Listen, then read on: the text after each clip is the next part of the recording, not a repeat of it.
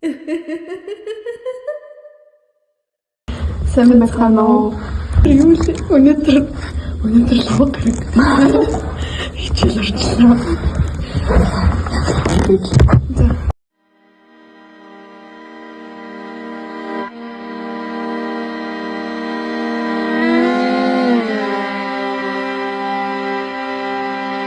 За би багтаа гэртээ гурлаа амьдардаг байлаа. Их зөвөө бид гурав манай гэрийн гэрэлтүүлэг үнэхээр эвгүй байсан. Шүн гэрлийн унтраас нь ялэмгүй бүдэг гэрэл тасралтгүй асч байдаг. Зарим шөнө тэр бүдэг гэрэл гинэт улам тодроод бөхөөрөө баахан бүдэг цагаан ман шиг гэрэлтэд нэг л хачин болчихдаг байлаа. Нэг орон унтахаар хитэж байхдаа би өгөөдөгөө тусынхаа оронд харин ихч бид хоёр том өрөөнд хамт унтах гэж байсан юм. Том өрөөнд хоёр жижигхэн ор тавьсан байлаа. Их зурт орон дээр харин би жижиг орон дээр нь унтдаг. Нам гүн бүх зүйл зүгээр л мэд санагддаг байсан. Гэвч шөнө дунд орчим намайг нэг зүйл сэрээчихсэн. Босох гэж оролцсон ч би нэг л хүнд дотор ямар нэгэн 50 мөс мэдрэмж төрөөд хөвчихсэн чигээрээ хэсэг зур гацаж өрхөв. Би босохоос өмнө орчныг амжаарах гэж оролдлоо. Гэтэл үүдний зүгээс 10 алхмын зайдны бүсгүй зогсож байхыг олж харсан. Хүш. Тэр бүсгүй гартаа ямар нэгэн зүйл төрчихсэн. Хөдөлгөөнгүй зогсож байлаа. Би анхандаа тоглоом бамбруу шүү. Хүүхэлтэй юм уу гэж бодсон ч яг харахад тэр зүйл нэг л тодорхойгүй. Яг юу болох нь мэдэхгүй байлаа. Бүсгүй гэрлийн бүдэг сүүдэрт нуугдаж доогуур нь урсаж буй маран мэт гэрэлтэн над руу яг ширтэж байсан. Тэрний царай тодорхойгүй, нүд нь бараг л хар нүхмэд хохорхой мэт санагддаг байсан.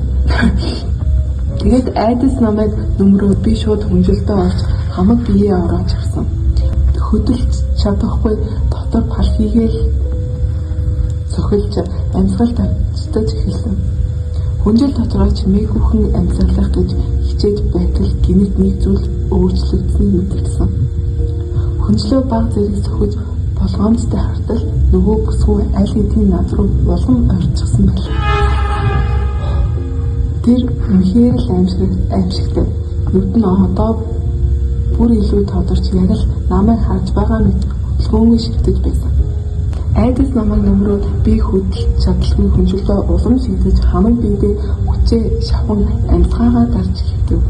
Дотор палхиж хамаг биеэс нэг хөл гарч байлаа.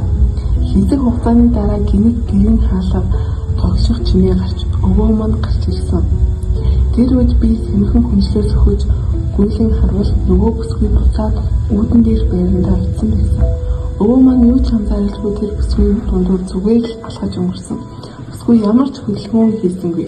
Харин би айдас тавтан өвөөгийнхөө араас гүйж тэр доороо би цацаж орхисон юм. Тэгээд одоо хүртэл би тэр шүнийг мартаж чаддаггүй. Нөгөө хүүхний дүр төрх сүүдэрт угaalсан зогсох харсан одоо ч миний санаанд тодголцсон. Би тэр үед 4 эсвэл 5 дугаар ангид сурч байсан санагдаж байна. Одоо эргээд бодоход үнэхээр сүнстэй тасан санагдаа.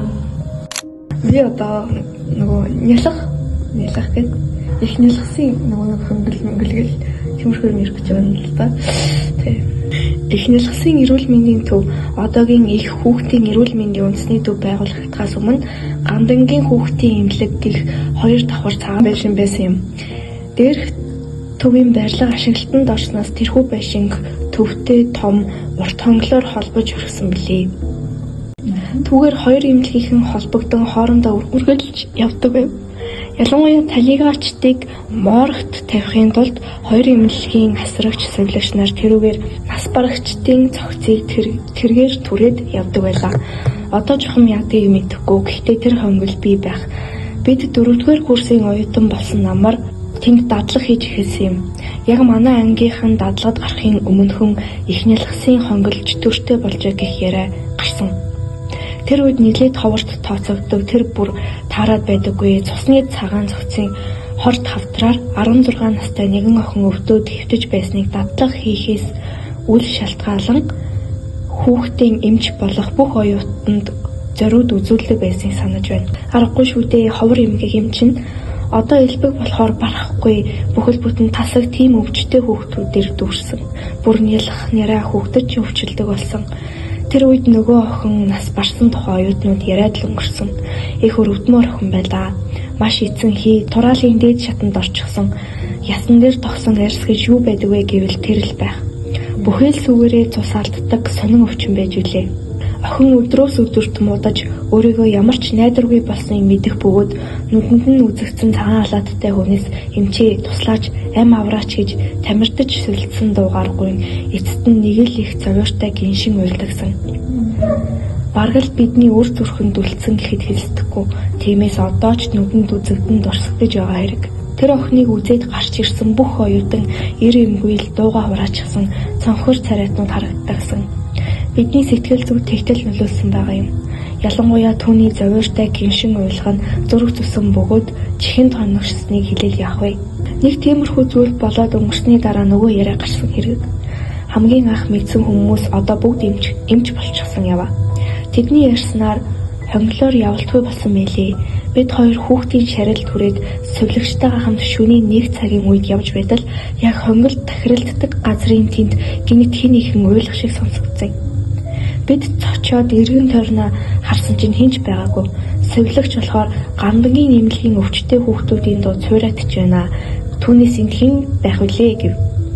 Гэтэл баяраа маань бата нөгөө охин гэдэг байх шүү. Би бүр цочоод хамаг бие зарс хийгээд үс босчихсон. Баяраагийн дүрж сонирн болчихсон харагдлаа. Бид хоёр тэр охиныг хамт үзэж байсан болохоор юу гэж сандах вүлээ. Нөгөө сувлагч юугаа мэдэх вэ? Тэгээд шарлаа морогт хийчгээ замаараа буцлаа. Яг нөгөө хонгидын тахиралдаг газар жингууд эмэгтэй хүүхдийн ядрангуу гинсэн үргэлжилсэн явуулт юм уу уйлал сонсогдлоо. Хамгийн хач нь баяраа бид хоёр зэрэг сонссон. Бас л бие зарс хийгээд явчихсан гэж курсын оюутан Батмаа нэрсэн юм. Тун удалгүй дараагийн анги дадлах хийж Саруул Бадмаа гэдэг хоёр охин тэнд явж байгаа сонссон. Хананд нь тусах хар сүтэр харснаас болж ухаан самуурсан ямтад тасагтаа очиод бөөн хэрэг мандуулсан билээ. Хүүхдийн ангийн деканаас яаралтай хурал зарлав. Багш нар мар биднийг химх сэнхрүүллээ. Та нар шинжлэх ухааны салбарын хүмүүс тэгээд ч болохгүй зүйл итгэн цуу тараасан чинь тун таагүй юм. Сэтгэл судлалын багш чинь одоо тайлбарлана гэлээ. Буурал толгойд багш маань хий үзэх сонсох гэж сэтгцэн эмгэг буй. Хэд зочирцсан эрүүл хүндч тохиолддог юм. Хэргийн эзэн хингэргийн төхөөрн дээрх баяраа бат хоёр. Болчимгүй юм ярьснаас нь болоод оюутнууд түүгээр явахдаа энд нөгөө юм тохиолдно гэж бодсноос тэгж байгаа хэрэг. Түүнээс амьдрал дээр тийм юм байхгүй шинжлэх ухаан аль хэдийн баталчихсан. Тэгээд ч их нялхсан эмч сувлагчдад ямар нэг юм мэддэхгүй байна гэдэг чинь нэгийг ойлгуулад байгаа бидтэй гэж ирээд л ярьлаа. Манайхны хурал нэг иймэрхүү синхруулгийн шинжтэй болоод өнгөрлөө. Дараагийн дадлагчид бид байлаа. Бидний ээлжинд азар хүүхэд эндсэнгүү. Тиймээс шарил зөөх хэрэг гараагүй гэсэн үг. Харин деканатын газраас өгсөн үүргийн дагуу тийм юм байдаггүй нүний юм байна. Бидэнтэй юу ч тохиолдсонгүй гэдэл зарж явлаа. Үнэндээ би шалгаж зүрхлээгүй гэлээ. Хинч тийм юмд дурлах үлээ дээ. Дараагийн ангид дахиад л дулаан тохиолоо. Нөгөө ангийн хоёр охин ангийнхаа бандийн хамт шарил зөөж яваад учирчээ. Бүгд тухайн самуурсан байлаа. Нөгөө сүүдэр яг өнөө охин болчихсон ус гизгэн сексигээс харагдлаа. Бас сулхан гівшиж уйлаад л байсан гэх. Хоёр охин халуурч бүлэрээд хэд хоног хичээлдээ яваагүй. Түүнээс болоод бас бөөн асуудал тэгдээ дарагдсан да. Тэгтэл бас болоогүй. Их нэлхсийнхэн хуралдаж байгаа дурдав. Тэгтэл эмнэлгийн ажилтнуудад хэд тохиожээ. Ингээд эмнэлгийн намын үүр хуралдаж бугтай тэмцэлсэн юм байх. Манай курсын 4-р ангийн хичээлийн шинжил нэг ингэсгээд өнгөрсөн билээ. Өнөө асуудлыг өнчин гүлгний хэрэг болгож нэг тийш хийсэн гэдэг.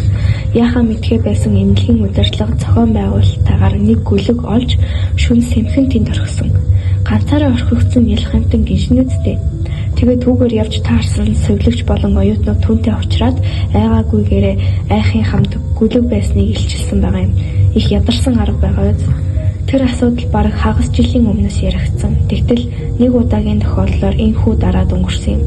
Харин нарийн даа чухам ямар арга хэмжээ авсныг нь мэдэхгүй. Тэр үед бугтай тэмцсэн үү гэхээс судлахгүй шүү дээ. гэдэг ингээд дуусч байгаа юм. Яа. Тэгэл нэг охин байж тээ дуусахгүй та. За. Давай.